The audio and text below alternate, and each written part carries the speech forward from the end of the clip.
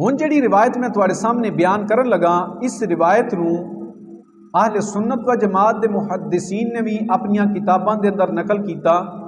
اور شیعہ محدثین نے بھی اپنی کتاباں دے اندر اس روایت نو نقل کیتا۔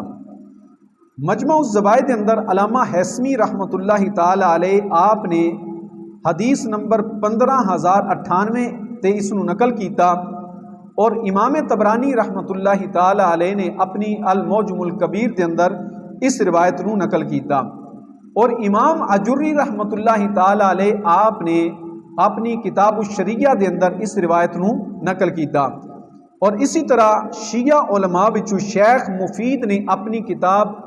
الارشاد دے اندر صفحہ نمبر 273 تے اس روایت نو نقل کیتا، اور شیخ توسی شیعہ عالم نے اس روایت نو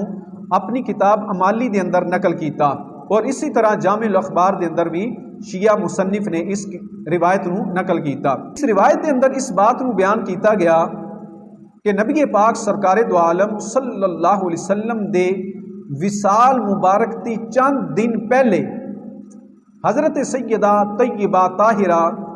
سیدہ فاطمہ الزہرا رضی اللہ تعالی عنہا آپ نے ایک دن امام حسن اور امام حسین نو اپنے نال لیا، اور نبی پاک صلی اللہ علیہ وسلم دی بارگاہ وچ حاضر ہو گئیاں، اور سرکار دو عالم صلی اللہ علیہ وسلم دی بارگاہ وچ حاضر ہو کے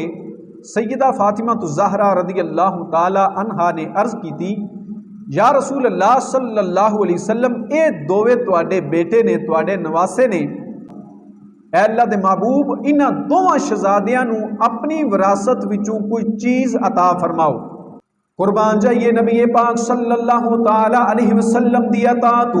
حضرت سیدہ طیبہ طاہرہ عابدہ زاہدہ حضرت سیدہ فاطمہ الزہرا رضی اللہ تعالی عنہا دا جس وقت نبی پاک صلی اللہ علیہ وسلم نے یہ سوال سنیا، سرکار دو عالم صلی اللہ علیہ وسلم نے فرمایا،